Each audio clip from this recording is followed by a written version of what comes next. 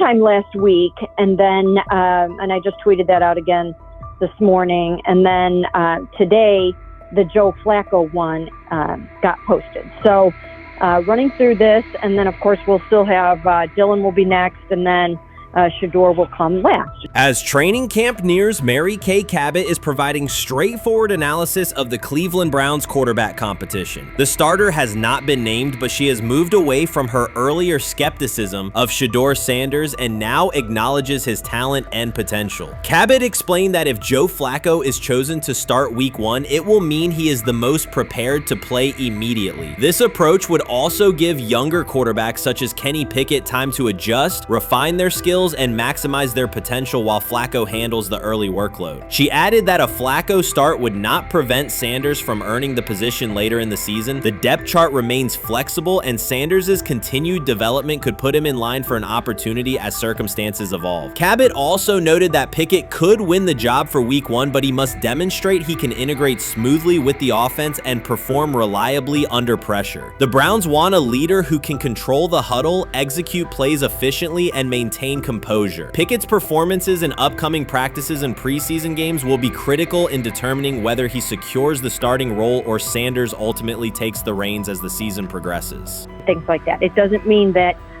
Kenny can't swoop in there and steal that job by them, but he's really going to have to show that he has a complete mastery of this scheme and this system, and that they don't have to dial it back a lot to put him in there. So these will be some considerations, and I do think that as the preseason goes along, it will become evident.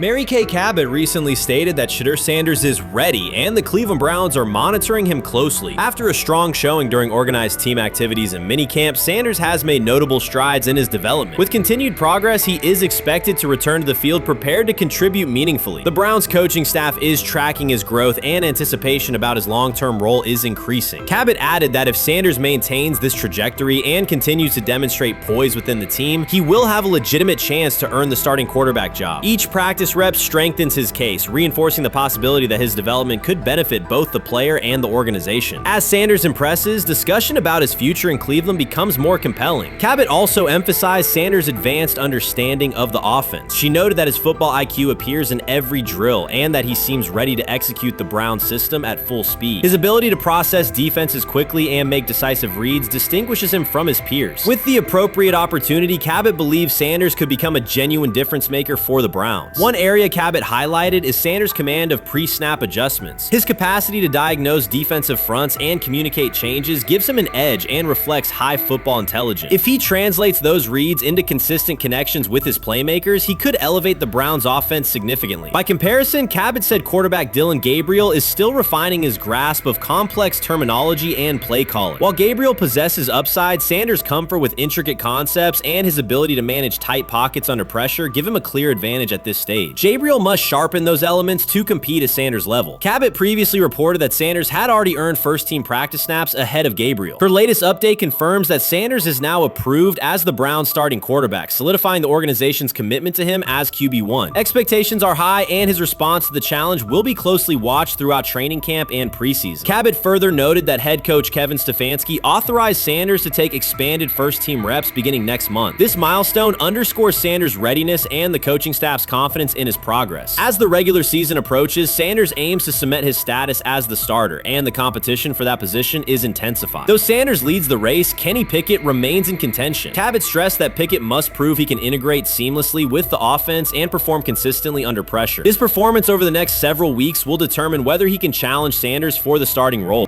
With both quarterbacks vying for the top spot, the Browns' Week 1 starter will be one of the most scrutinized decisions of the upcoming season. For now, Cabot's reporting underscores Sanders' rapid ascent, strong football intellect, and growing command of the offense, qualities that position him well to lead Cleveland's offense when the opportunity arrives. Urban Meyer's roster history underscores the absurdity. Meyer coached Aaron Hernandez, whose off-field crimes are well documented, along with other players entangled in assaults, academic misconduct, and more. Yet, Finebaum singled out Newton, a national champion, Heisman Trophy winner, and NFL MVP, as the worst. This selective condemnation is not new. When Deion Sanders recently suggested implementing an NIL salary cap to restore competitive balance, Finebaum dismissed the proposal and called Sanders a hypocrite rather than engage with the substance. The pattern repeats. Finebaum routinely targets Cam Newton, Deion Sanders, Jameis Winston, Lamar Jackson, outspoken black athletes and coaches, while extending grace to figures such as Nick Saban, Kirby Smart, Dabo Swinney, or Tim Tebow under similar circumstances. Newton is no longer content to remain silent while others distort his story. In response, he laid out an accurate chronology, highlighting facts the commentary networks rarely repeat. One long-standing myth is that Newton was expelled from the University of Florida. He was not. Tim Tebow held the starting job unchallenged, and Meyer had no intention of displacing his star. Like thousands of athletes each year, Newton transferred to find a place where he could play. The move was strategic, not disciplinary. He is with 3-2-2, 5-3, 17 to transfer to and more back. Meyer was. Critics habitually resurrect the 2008 laptop incident to tarnish Newton's entire career. Newton has acknowledged the mistake, but its relevance is overstated. The incident did not prompt his transfer, nor did it derail his trajectory. After leaving Florida, Newton enrolled at Blinn College, a Texas JUCO powerhouse, and led the Buccaneers to a national championship while posting dominant statistics. That performance earned him the opportunity to transfer to Auburn. At Auburn, Newton produced one of the most extraordinary single seasons in collegiate history. More than 4,000 yards of total offense, 50 combined touchdowns, an SEC title, a national championship, and the Heisman Trophy. Achievement compressed into a single year under intense scrutiny. Even that landmark season is recast by Finebaum as a cautionary tale. He claims Newton ignored head coach Gene Chizik by diving for a goal line touchdown when told to kneel, jeopardizing the game. In reality, Newton explained that the decision was a collective adjustment made in the huddle after reading the defense, while Auburn still held timeouts. The Tigers maintained control and secured the championship. Portraying that moment as reckless serves to recast Newton's success as selfishness, rather than leadership.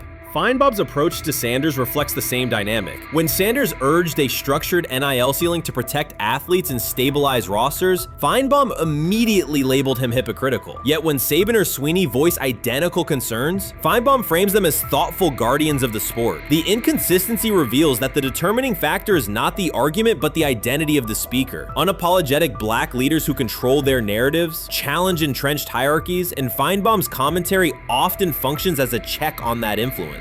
Newton countered Finebaum's latest attack with a concise statement. "You're lying, Paul. Please stop." Behind those words lay a broader indictment of the media machinery that weaponizes half-truths. By calling Newton the worst player Meyer coached, Finebaum was seeding doubt among fans, front office evaluators, and future historians. Newton, now an established media presence and entrepreneur, no longer depends on traditional outlets to correct the record. He reminded audiences of three essential truths. He departed Florida on his own terms, he led Auburn with support from coaches and teammates, and he captured every major accolade available in college and professional football without conforming to prescribed expectations. An unspoken rule lingers in American sports discourse. Black athletes may excel, but must do so quietly, gratefully, and without highlighting systemic inequities. Newton broke that expectation early by celebrating with unreserved joy, answering questions candidly, and refusing to minimize his personality. For some commentators, that confidence is reinterpreted as arrogance. Finebaum's repeated attempts to undermine Newton follow a familiar script of policing behavior rather than analyzing performance. Yet, legacy rests not in a pundit soundbite, but in tangible achievements and public memory.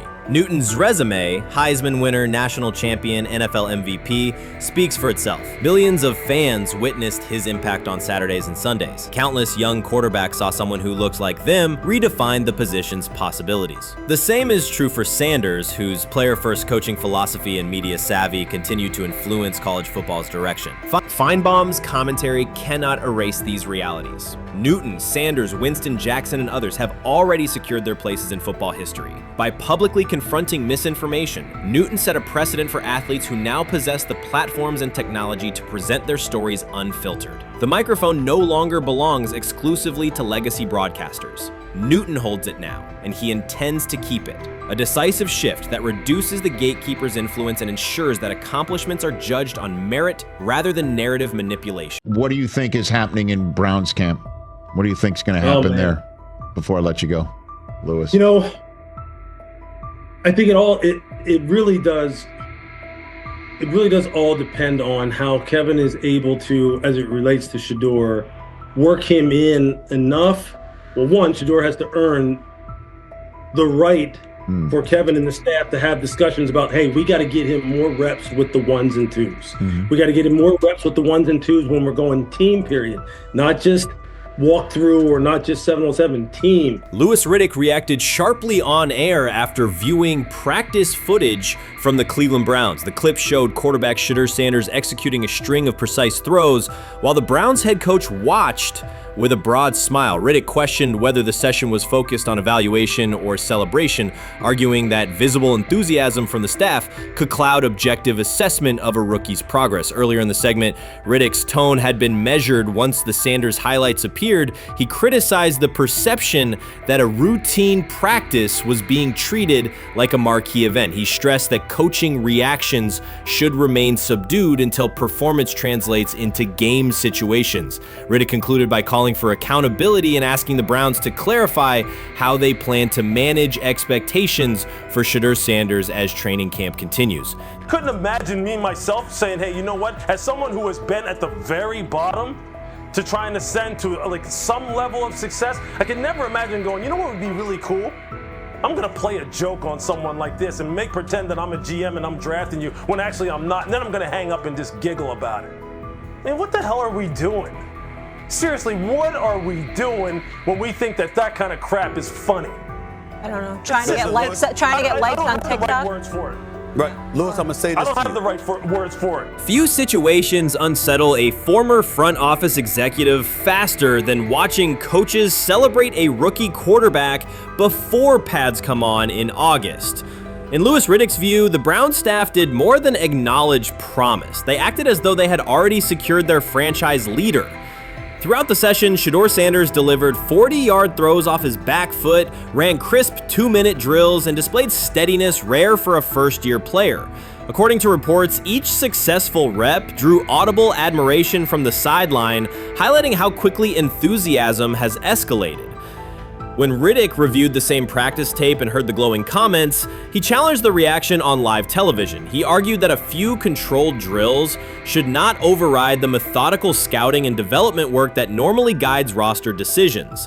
Riddick's criticism focused less on Sanders' talent than on the evaluation process. He warned that comparing a prospect to established stars or joking about renaming the stadium creates pressure before the player has taken an NFL hit, faced a disguised coverage, or logged a preseason snap. Praising potential is acceptable, he said, but anointing a savior in July risks repeating the organization's history of premature quarterback expectations. Sanders brings confidence shaped by his father's legacy and his own disciplined preparation, yet Riddick insists that progress must be confirmed over time. He urged the Browns to temper public excitement, follow a structured development plan, and reserve celebratory reactions for on-field results that matter. Regular season production under live pressure, not highlight clips from a midsummer workout. He has to earn that. Kevin has to figure out a way to do that, so then you can reasonably assess what you have in him compared to Dylan Gabriel, compared to Kenny, compared to Joe Flacco. If you don't, then the conversation surrounding him is going to continue to be what it's been, which is, but for some people, he was overhyped all along. He's not that great of an athlete, doesn't have a big enough arm. There's a reason why he was a 5th-round pick, blah, blah, blah, which I don't believe. I believe if he is given enough reps, earns enough reps, and then is given enough reps in meaningful situations, he can throw the ball just as good as Joe, if not better, just as good as Kenny, if not better, just as good as Dylan Gabriel. Not. After more than 2 decades in personnel and broadcast analysis, Louis Riddick was dismayed to see a franchise bypass basic evaluation standards after only a series of eye-catching minicamp throws. Reviewing practice footage from Cleveland, he observed SHEDEUR Sanders drilling 40-yard passes against uncovered receivers and running 2-minute sequences with poise. In Riddick's view, those reps, conducted without pads, contact, or a disguised rush, show arm talent but reveal little about how a rookie handles game pressure. Riddick said the Browns' reaction drifted from objective assessment to outright admiration. Multiple reports indicated coaches were sketching new concepts for Sanders during dinner and referring to dedicated SHEDEUR packages well before a padded practice. Even the veterans in the quarterback room showed no visible alarm, a sign that staff excitement had already reset the internal depth chart conversation. The analyst emphasized that his concern is not Sanders' skill set. He acknowledged the quarterback's arm strength, footwork, and composure, but rather how quickly the club appears willing to declare him its long-term answer. Riddick cited several past prospects who received similar midsummer acclaim only to stall once real competition began. Given Cleveland's long history of quarterback turnover, he argued the organization should focus on incremental milestones, processing post-snap reads, surviving live pass rushes, and rebounding from mistakes on Sunday afternoons. Riddick urged the Browns to temper expectations and follow a structured development plan so SHEDEUR Sanders can progress without undue pressure. One coach reportedly admitted he replayed Tuesday's scrimmage film so often that he lost sleep, an anecdote Riddick offered as proof that enthusiasm is already outpacing reality. All asking now is what is going on with SHEDEUR Sanders, and so the floor is yours. Maybe you can make sense of this free fall with what was at one point the top-rated quarterback in this draft class.